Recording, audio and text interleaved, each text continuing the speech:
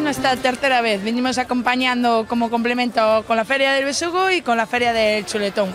Entonces este año repetimos lo que es la Feria del Besugo, de Tolosa, del Besugo de Orio.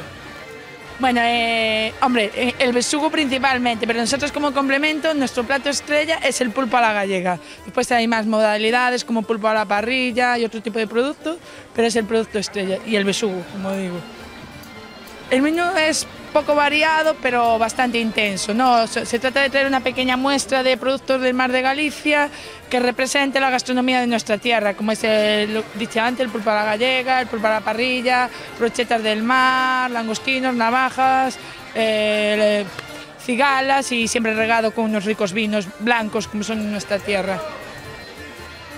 El pulpo a la gallega, sin duda, pero no sé por qué, dice una persona que es muy conocida de un restaurante de Lugo, dice que hay 101 maneras de preparar el pulpo, pero que la más sencilla y la más básica, la que más gusta es el pulpo a la gallega.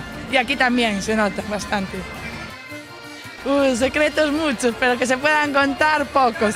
No, básicamente es la forma de cocción, o sea, lo que hace falta es una buena calidad de pulpo, que hoy por hoy es muy difícil de encontrar, no se encuentra en cualquier supermercado y además esa calidad hay que pagarla, que la gente no puede comprar un pulpo a 4 pesetas porque no es calidad.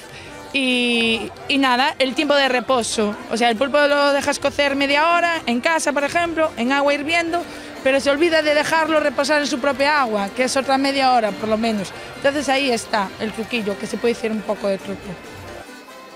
Hombre, el año pasado muy bien, muy buena aceptación y este año también, o sea, aquí es gente que nos aprecia mucho y que le gusta el buen comer y el buen beber como es también a los gallegos, que somos gastronomías muy semejantes, ¿sabes?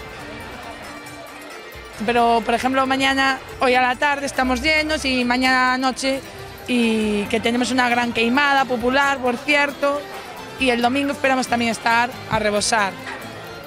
Sí, básicamente va a actuar el sábado al mediodía y el domingo un poco más para la tarde, porque también actúa aquí la banda municipal.